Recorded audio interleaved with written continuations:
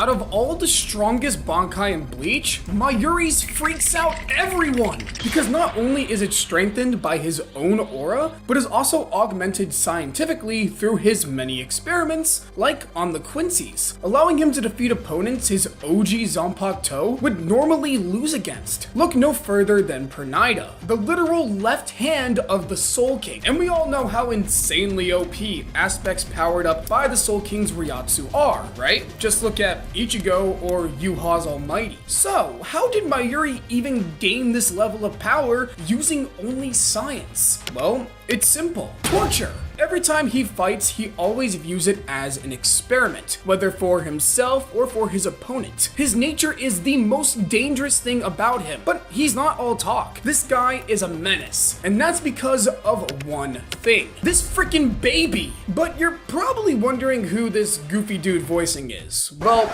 Sid was busy with Orihime's calcium cannons, and Yusuf, well, Unk went to the Soul Society for vacation. So, you're stuck with me. My name's Zach, and I'm gonna be covering Bleach this week.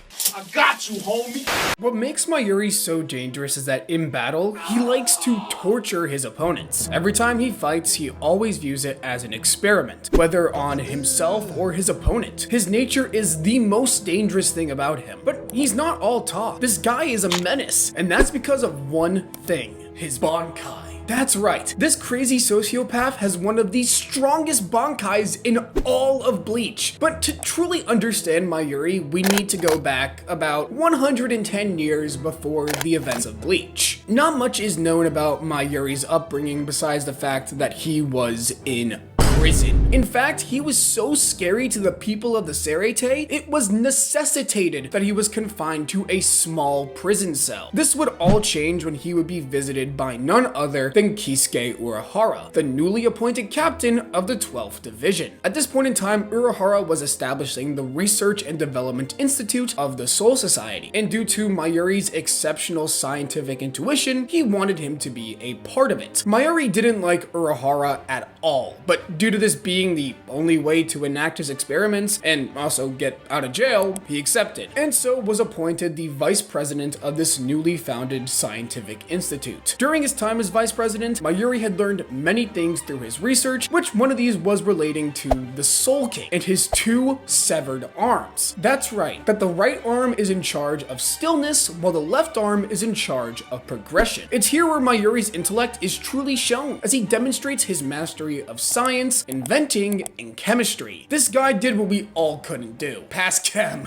Due to him being under the command of Urahara, he was tasked with working with members of the 12th Division, mainly Urahara's lieutenant Hiyori, who would later on become one of the Visors. The two would rarely see eye to eye, as at this point Mayuri was 3rd seed of the 12th Division, so the two always got into arguments about who was really in charge and who had more authority. But come on, we all know that the real one in charge was Aizen. Can't keep getting away with it! Urahara and Hiyori would both become victims of Aizen's holification experiments. Hiyori would obviously be holified, and Urahara would be banished from the Soul Society for trying to save the holified Shinigami. With the captain and lieutenant gone, this naturally made Mayuri the new leader of the Research Institute and eventual captain of Squad 12. From here, Mayuri got even more ambitious with his experiments and even created a daughter. Hey yo, what the fuck?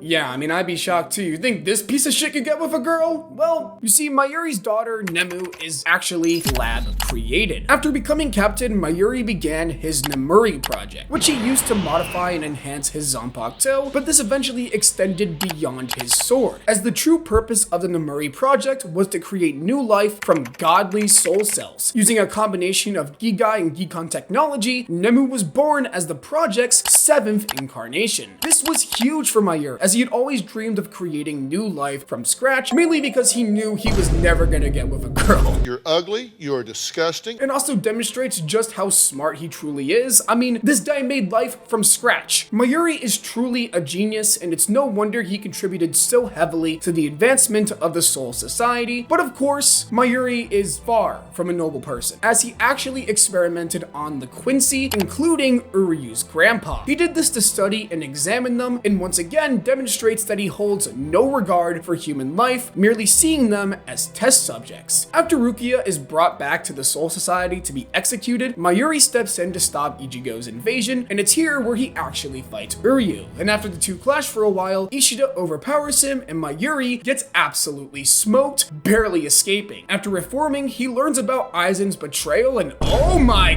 god, who is this? This is not the same man, bro. He is too good looking. Bro, if I was a girl, legs wide open, bro. Moving on, Mayuri would continue to assist Ichigo in the Soul Society as he makes his way to Hueco Mundo. This is where he fights Espada number 8, Sais Leoporo?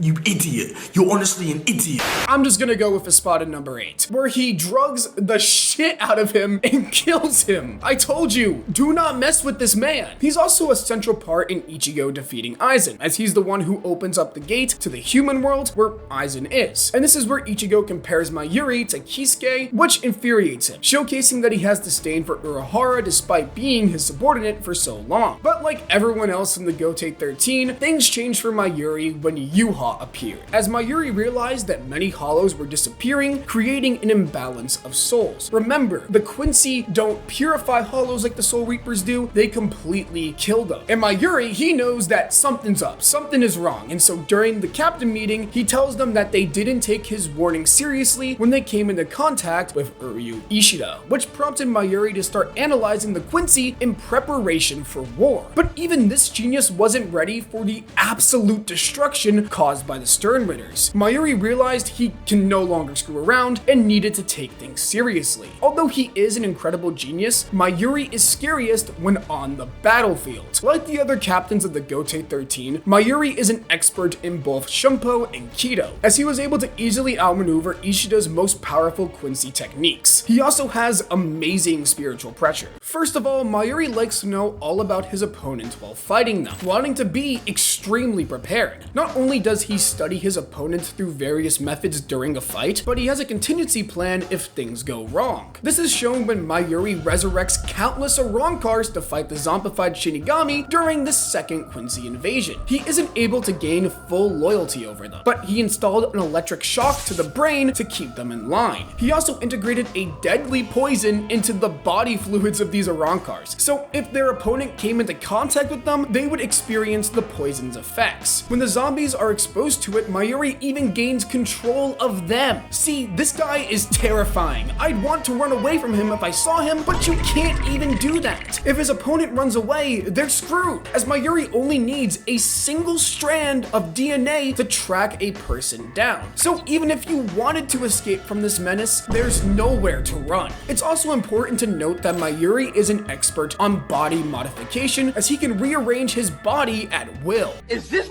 serious? Yeah, this guy can make you into liquid if he wanted to.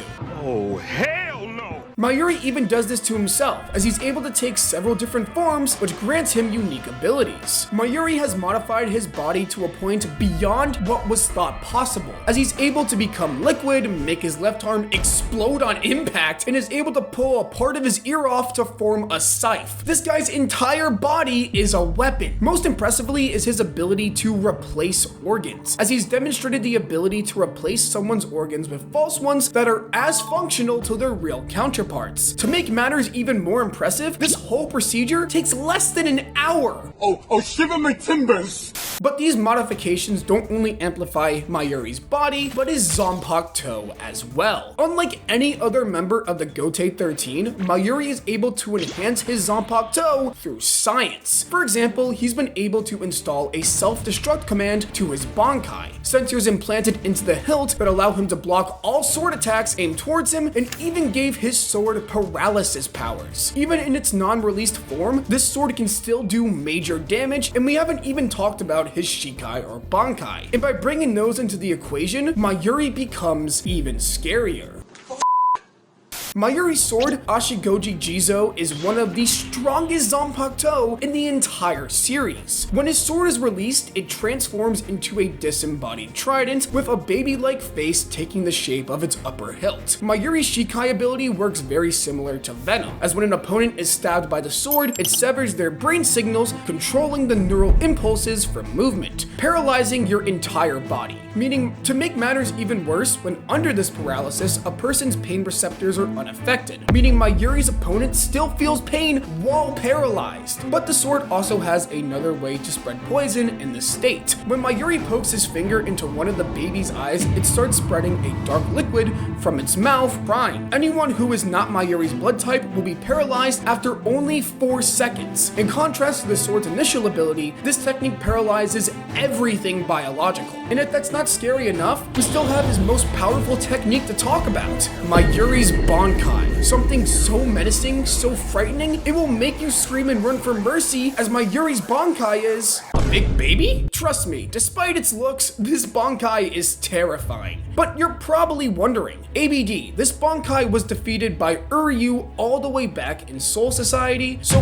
how is it this strong? Well, you see, there is much more to this Bankai than meets the eye, because first of all, Mayuri's Bankai is a living creature. Yeah, this monstrosity is actually alive, but this isn't just any living creature. This guy can diffuse toxins through its breath in a 200-meter radius that is lethal to anyone who breathes it in. This guy must never brush his teeth. To make things worse, the only antidote for this toxin is kept with Mayuri and Nemu. So to save yourself, you would have to not only fight Mayuri, fight Nemu, but you also have to fight off the effects of the poison, which is slowly killing you. But this is Mayuri. Of course, he would be prepared for something like that, and so he can actually change the composition of the toxin so that his enemy can't find the antidote. On top of that, this Bankai unleashes multiple blades from its chest, which lands heavy damage to his opponent. This is all pretty scary, right? Hold up, wait a minute.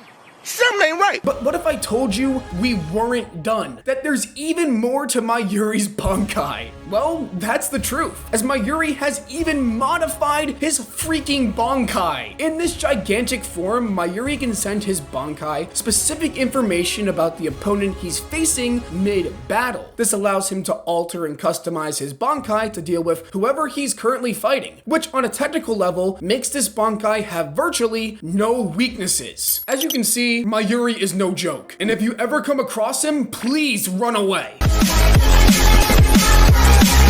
Mayuri's story comes to its climax during the Shinigami's invasion of Yuha's royal palace, where Mayuri comes face to face with Pernida, one of the Soul King's severed arms he researched all that time ago, who has become a Quincy. During this fight, Mayuri completely outplays a part of the Soul King, as he reveals his new enhanced Bankai can give birth to more Bankais, essentially cloning his ultimate power. But guys, you have to remember, this is a part of the Soul King, you know, the god of Bleach? Of course it wouldn't be that easy. In the end, Pernida recovers and proceeds to destroy Nemu. And so Mayuri is actually taken aback by this, as Nemu's purpose was to continue evolving, not to sacrifice herself. In this shock, Mayuri receives a vision of Espada number 8, who he shared many similarities to. The Arankar tells him Pernida has crushed both his prized creation and arrogant attitude, and it's here where Mayuri realizes what he has to do. You see, it's not his Bankai that takes the Quincy down, but Nemu herself. Mayuri lets Pernida devour the rest of Nemu as she proceeds to explode. Mayuri explains how he replaced Nemu's regenerative cells with ones that multiply at high speeds, meaning that Pernida actually dies through excess regeneration. It's through his daughter's sacrifice that Mayuri is able to best a part